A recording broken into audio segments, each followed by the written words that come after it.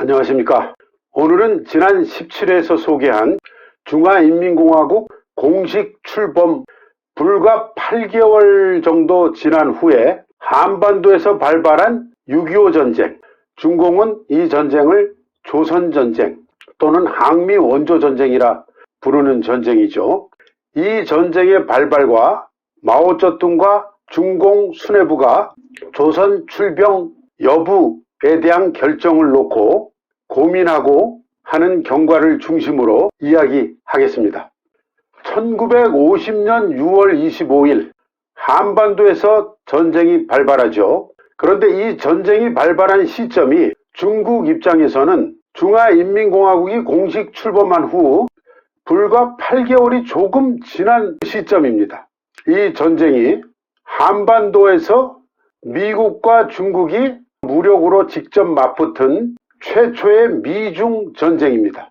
이 전쟁의 성격과 세부적인 전투 상황에 대한 해석에 있어서 남한과 북한, 중국, 미국, 그리고 UN 소속 참전국과 소련, 또한 일본과 기타 제3국 등 각자의 입장과 관점에 따라 차이가 크고 심지어 상반되는 민감한 쟁점들을 포함하고 있죠.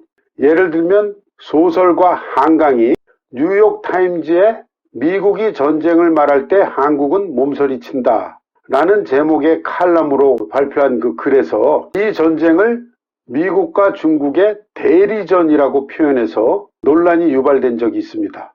애초에 전쟁을 도발한 북측의 죄과와 책임을 경시하고 강구하는 것 아니냐 하는 점을 지적하면서 비판하는 사람들이 많았죠. 김일성 정권은 이 전쟁이 남한 정권의 북침이었다고 계속 유포해 왔습니다. 그렇지만은 북측이 기획 및 준비 작업을 하고 발동했다는 정황과 근거 자료가 갈수록 증가하고 있습니다. 대표적인 게 소련 붕괴 후에 1994년 6월 2일에 김영삼 대통령이 러시아 방문 시에 러시아로부터 넘겨받은 6.25 전쟁 관련 문건이 216점, 분량으로는 약 548쪽, 그 자료가 최근에 확보한 결정적 근거 자료가 됩니다. 따라서 북침설을 주장하면서 유포시키고 있는 북한 김일성 정권의 이런 태도는, 이런 작태는 자신들의 성격 그리고 본질을 스스로 드러내고 있는 그런 작태라고 할 수 있겠습니다. 김일성은 일제가 한반도에서 물러간 후에 소련군의 비호 아래 한반도 북반부에 들어와서 권력을 장악한 자이죠. 그리고는 꾸준히 소련의 스탈린과 중공의 마오쩌둥을 찾아가서 남침을 할 테니 허락해주고 지원해달라고 간청하면서 전쟁 준비를 해왔던 게 최근에 구소련과 중국의 관련 자료가 공개되면서 갈수록 명확해지고 있는 것입니다. 오늘 이야기에서는 중국 내에서 이 전쟁에 대해 어떻게 인식하고 기술하고 있는지 관련된 내용을 중국 내 문헌 자료를 중심으로 정리해서 설명하는 게 주 목적입니다. 1949년 3월 3일에서 3월 20일 이 기간에 김일성이 박헌영 등 6명의 강요와 함께 소련 모스크바를 방문합니다. 그리고 이 기간 중 3월 7일에 스탈린을 찾아가서 무기와 장비 지원 등 군사 원조와 남침 허가와 지원을 간청합니다. 1994년 일부 공개된 구소련 비밀 외교문서의 스탈린 김일성 회담 그 기록에 의하면 김일성이 스탈린에게 이렇게 말합니다. 현 상황으로 볼 때 지금 우리가 전체 한반도를 군사적 수단으로 해방하는 것이 필요하고 가능하다고 믿습니다. 우리 군대는 남한 군대보다 강합니다. 게다가 우리는 남반부 내에서 강력히 일고 있는 게릴라 운동의 지지를 받고 있고 남한의 인민 대중들은 친미 정권을 증오하고 우리를 도울 것이 확실합니다. 그러나 스탈린은 첫 회담에서는 김일성의 요청을 거절합니다. 그 이유는 북한 인민군이 남조선 군대보다 압도적으로 우월하다고 할 수 없다. 그리고 미군이 아직 남한에 주둔하고 있고 미소 간의 38선 협정이 아직 유효하다. 따라서 미국이 개입할 수도 있다. 그 결과 미국과 전쟁이라도 하게 되면 매우 곤란한 상황이 될 수도 있다. 결정적 이유는 그 당시까지만 해도 소련은 핵폭탄이 없는 거죠. 스탈린은 그 대신에 1949년 3월 17일에 조소 군사 비밀 협정을 체결하도록 합니다. 그래서 북한에 보장해 주기를 6개 보병사단, 3개 기계화 부대, 8개 국경 수비대대에 필요한 무기와 장비, 그리고 정찰기 20대, 전투기 100대, 폭격기 30대를 제공해 주겠다고 약속합니다. 그리고 1949년 5월 20일까지 120명의 특별군사 고문단을 파견해 주겠다고 약속합니다. 다음 날 모스크바에서 중국과 조중 상호 방위 협정을 체결하도록 중재를 해줍니다. 그래서 중국과 체결한 조중 상호 방위 협정의 주요 내용은 양측은 여하한 성격의 침략에 대해서도 공동 방위를 한다.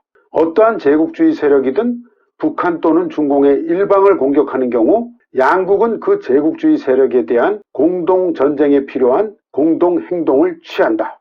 그리고 1949년 8월에 소련도 원자 핵폭탄 실험에 성공합니다. 이에 따라서 스탈린의 세계 전략도 전반적으로 재조정됩니다. 김일성은 1950년 3월 30일에서 4월 25일 다시 소련을 방문해서 4월 10일에 스탈린을 다시 만나서 남침 동의와 수락을 받아냅니다. 소련 공산당 중앙위원회 국제국이 작성한 1950년 3월 30일부터 4월 25일 기간 중 김일성의 소련 방문권 문건에 의하면은 당시에 스탈린이 이야기한 그 수락 이유는 첫째, 북한 인민군대 군사력이 남한보다 절대적으로 우세해졌다.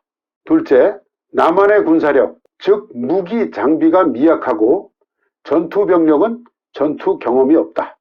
그리고 셋째, 국제정세가 유리하게 변했다.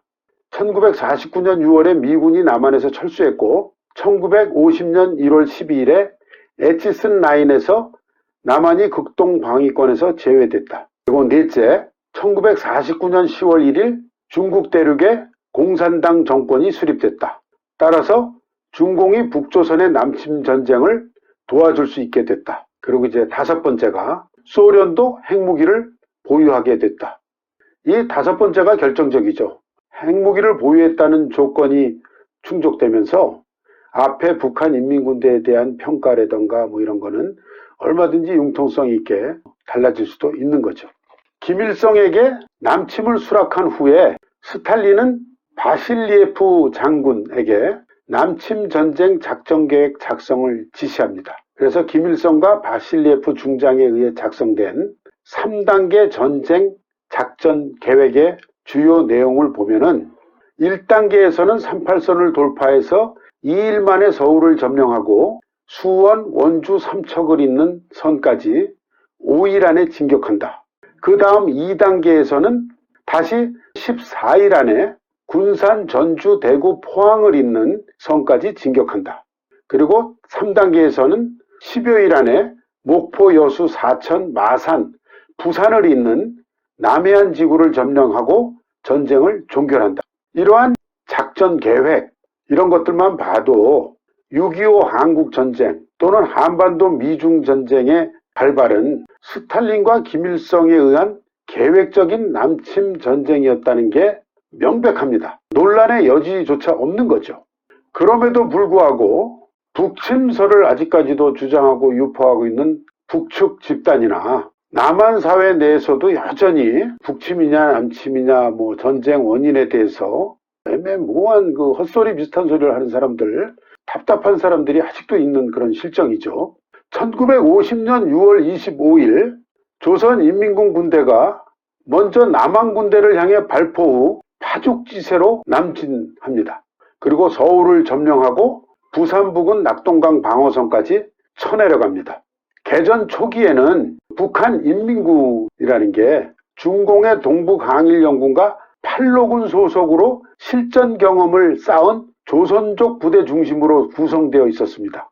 따라서 당시의 남한 국방부는 이들과 대적하기에 매우 벅찼습니다. 계속 패퇴했죠.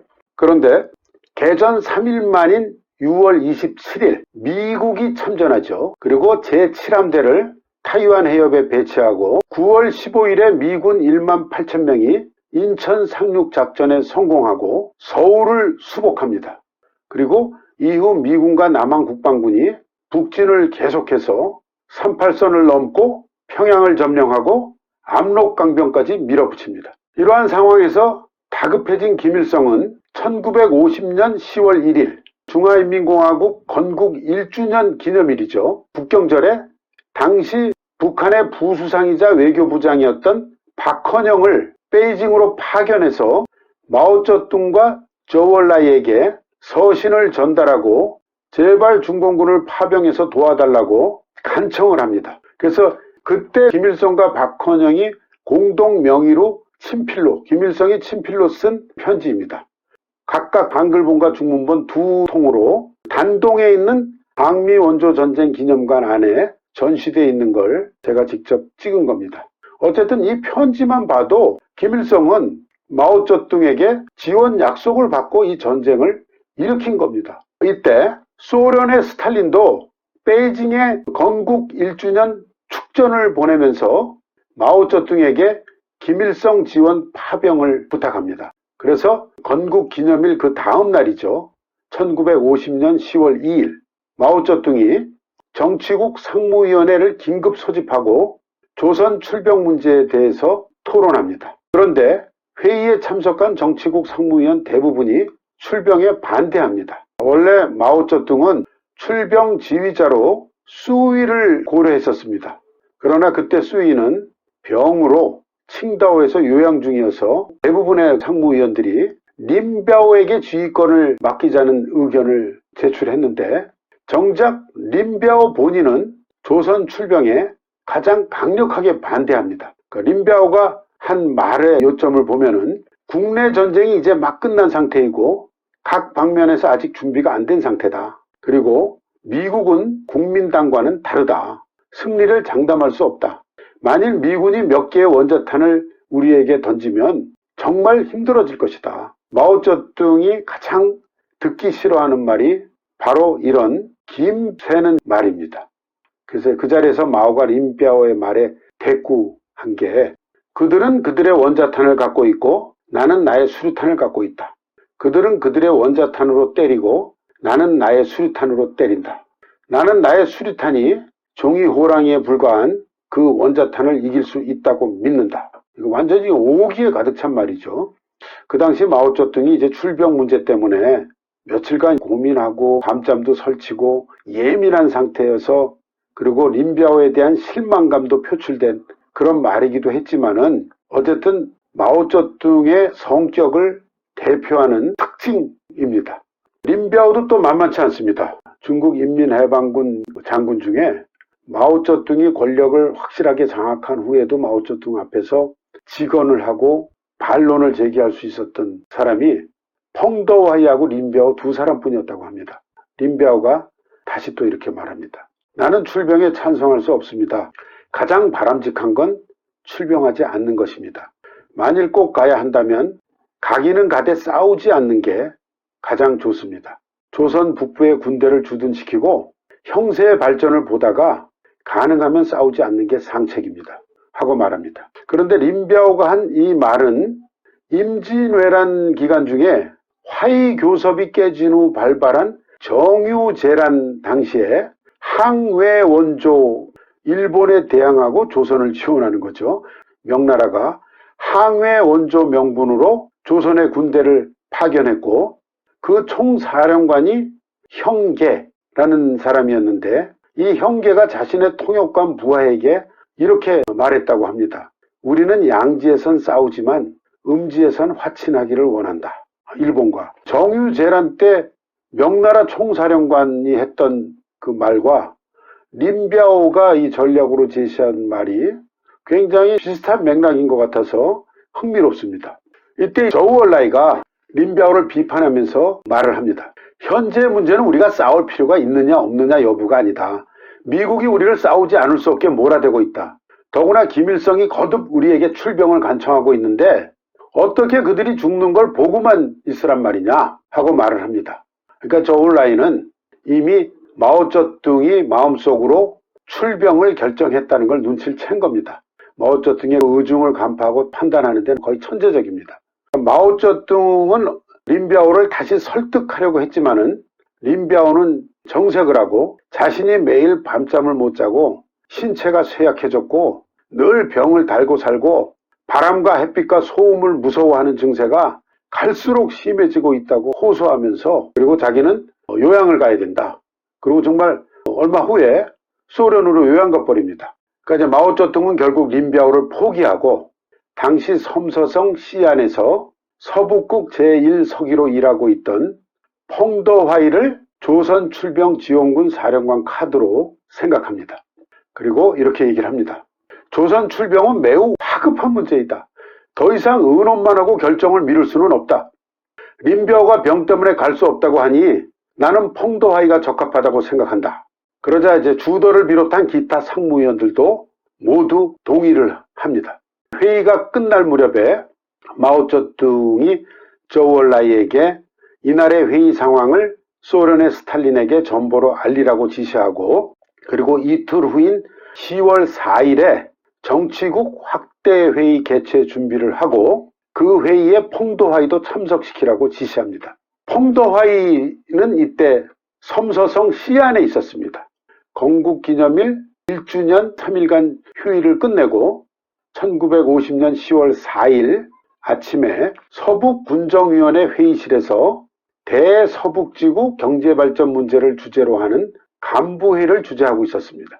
바로 이 무렵에 베이징의 중앙판공청에서 파견된 두 사람이 전용기를 타고 시안공항에 착륙해서 펑더화이가 회의 중인 서북군정위원회 사무실에 도착합니다. 펑더화이의 군사비서인 양펑안이 베이징에서 온 중앙판공청 요인 두 사람을 대동하고 회의실 안으로 들어서서 펑더화이에게 보고를 합니다. 이분이 중앙판공청의 리동지입니다. 마오 주석이 현재 베이징에서 회의 중에 장군을 비행기로 모셔오라고 했답니다. 펑더화이가 그렇게 급한가 하며 이제 놀라면서 말을 하니까 중앙판공청에서 온 그 사람이 현재 베이징에서 중앙정치국 회의 중인데 마오 주석께서 즉시 펑총을 모셔오라고 지시하셨습니다. 점심 식사 후 비행기 편으로 베이징으로 가셔야 합니다. 하고 얘기를 합니다. 그러니까 펑더화이가 알았네. 식사 후 곧 출발하지. 대답하고 경제비서인 장양우에게 중앙에 보고할 관련 문건을 챙기라고 지시합니다. 펑더화이는 베이징의 중앙정치국 회의 주제가 3년 경제건설계획 수립과 관련될 것일 거라고 생각을 한 겁니다. 그래서 군사비서가 아닌 경제비서에게 자신을 수행토록 한 것이죠. 그 당시에 펑은 급하게 이제 베이징으로 가느라고 부인의 얼굴도 못 보고 간 겁니다. 그러면서 며칠 후엔 시안으로 돌아올 수 있을 거라고 생각했는데 베이징에서 바로 조선 출병부대 총사령관이 돼서 출병하게 된 것이죠. 펑더화이가 비행기 창밖으로 이제 창공에 구름을 보면서 가다가 문득 중앙정치국 회의 주제가 조선반도에서 발발한 전쟁과 관련된 그런 것 아니겠느냐 하는 생각을 떠올립니다. 약 반 달 전에 미군이 인천 상륙 후에 미 8군은 육로로 북진 중이고 미 10군은 원산에 상륙해서, 그리고 남조선 제1, 제2 군단은 동해안과 중부전선으로 북진하고 있는 조선 반도의 전황을 펑더화이도 관심을 갖고 지켜보고 있었기 때문에 이렇게 계속 미군과 남조선군이 밀고 올라오면 중조 접경 지구인 만주 지구에 미칠 영향과 위협 등을 생각하게 되는 거죠. 펑더화이가 베이징 시자오 공항에 도착한 것은 오후 4시경이고 중란하이 이니엔당 앞에 도착하니까 저울라이 당시 총리가 마중하면서 하는 말이, 펑총, 회의는 오후 3시에 시작했네. 기다리자니 너무 늦을 것 같아서 너무 촉망하게 진행해서 미안하네. 펑더화이가 저울라이와 함께 회의장에 들어서자 회의 중이던 마오쩌둥과 정치국 위원들이 모두 일어나서 펑더화이와 악수를 하고 마오쩌둥이 펑총 급히 오느라 고생했다. 미군이 이미 38선을 넘었고 김일성이 우리에게 출병을 요청했다. 현재 이 문제를 토론 중이다.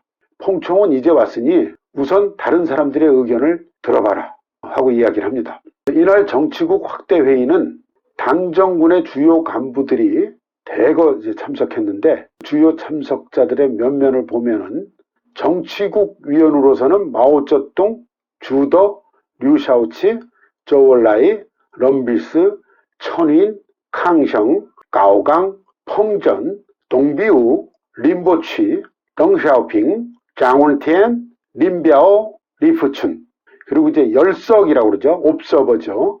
중앙판공청 주임 양상쿤, 총참모장 이해롱전, 중공중앙신문서 서장 후차오무 등이 열석했습니다. 이 분위기는 매우 엄숙해서 펑더와이와 거의 평생을 전쟁터에서 동고동락했던 주더 사령관조차도 펑에게 간단하게 인사말만 하고 자리에 앉았고 다른 동지들도 눈길만 마주치면서 눈인사하고 악수 정도로만 하고 엄숙한 분위기에서 회의가 진행됐습니다.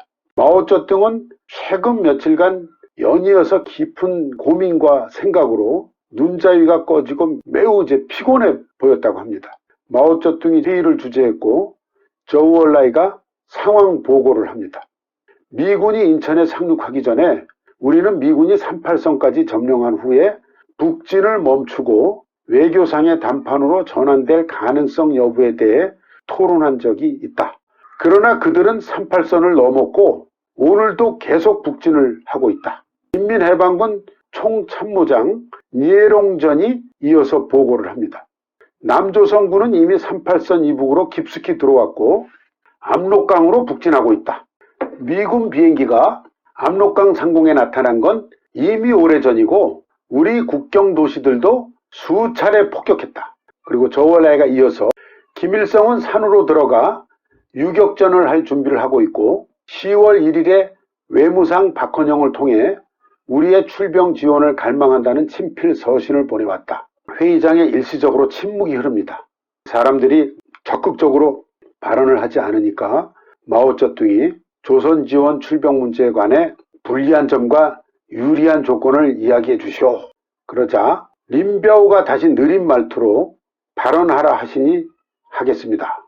우리는 이미 20여 년간 전쟁을 했고 국내 전쟁 피해 복구와 치료가 시급하다. 일부 지구는 아직도 국민당 잔당 세력권 하에 있고 새로 해방된 지구에서는 아직 토지혁명 투쟁도 진행하지 못하고 있다. 건국한 지 이제 1년밖에 안 돼 국력은 매우 쇠약하고 수백 가지 문제가 해결을 기다리고 있다. 특히 우리는 아직 미국과 겨뤄본 적이 없다.